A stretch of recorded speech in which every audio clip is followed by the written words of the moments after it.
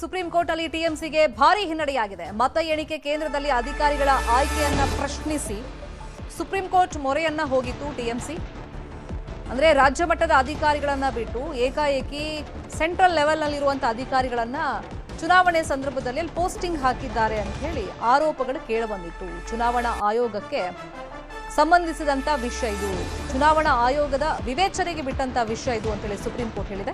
ಎಣಿಕೆ ಮೇಲ್ವಿಚಾರಕ, ಎಣಿಕೆ ಏಜೆಂಟ್ ವಿಚಾರವಾಗಿ ಇವರು ಕೇಂದ್ರ ಸರ್ಕಾರದ ಅಧಿಕಾರಿಗಳು ಅಂತೇಳಿ ಟಿಎಂಸಿ ಆರೋಪವನ್ನ ಮಾಡಿದ್ದು, ಸಿಬ್ಬಂದಿ ನೇಮಕ ಅಧಿಕಾರ ಅದು ಆಯೋಗಕ್ಕೆ ಬಿಟ್ಟಿದ್ದು ಅಂತೇಳಿ ಕೋರ್ಟ್ ಸ್ಪಷ್ಟವಾಗಿ ಹೇಳಿದೆ. ಕೇಂದ್ರ ಅಥವಾ ರಾಜ್ಯ ಸರ್ಕಾರದ ಅಧಿಕಾರಿಗಳು ಇರಬಹುದು, ನಿಯೋಜಿಸುವಂತ ಅಧಿಕಾರಿ ಚುನಾವಣಾ ಆಯೋಗದವರೇ ಆಗಿರ್ತಾರೆ. ಇನ್ನು ಟಿಎಂಸಿ ಅರ್ಜಿಯನ್ನ ಈ ರೀತಿಯಾಗಿ ಇತ್ಯರ್ಥಪಡಿಸಿದೆ ಸುಪ್ರೀಂ ಕೋರ್ಟ್. ಮತ ಎಣಿಕೆಗೂ ಮುನ್ನ ಅಂದ್ರೆ ಸೋಮವಾರಕ್ಕೂ ಮುನ್ನ ಈ ಅರ್ಜಿಯ ವಿಚಾರಣೆಯನ್ನ ಕೈಗೆತ್ತಿಕೊಳ್ಳಬೇಕು ಅಂತ ಹೇಳಿ ಟಿಎಂಸಿ ಮನವಿಯನ್ನ ಮಾಡಿತ್ತು. ಅದರಂತೆ ಇವತ್ತು ಅರ್ಜಿ ವಿಚಾರಣೆಯನ್ನ ಸುಪ್ರೀಂ ಕೋರ್ಟ್ ಕೈಗೆತ್ತಿಕೊಳ್ತು.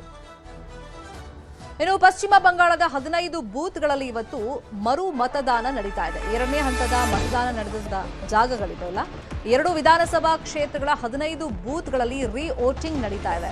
ಮಾಗ್ರಹಾತ್ ಪಶ್ಚಿಮದ 11 ಬೂತ್ಗಳು, ಸೊ ಇಲ್ಲಿ ಮರು ಮತದಾನ ನಡೀತಾ ಇದೆ. ಡೈಮಂಡ್ ಹಾರ್ಬರ್ನ 4 ಬೂತ್ಗಳಲ್ಲಿ ಮರು ಮತದಾನ ನಡೀತಾ ಇದೆ. ಈವರೆಗೆ 15 ಬೂತ್ಗಳಲ್ಲೂ ಕೂಡ ಶಾಂತಿಯುತವಾಗಿ ಮರು ಮತದಾನ ನಡೀತಾ ಇದೆ.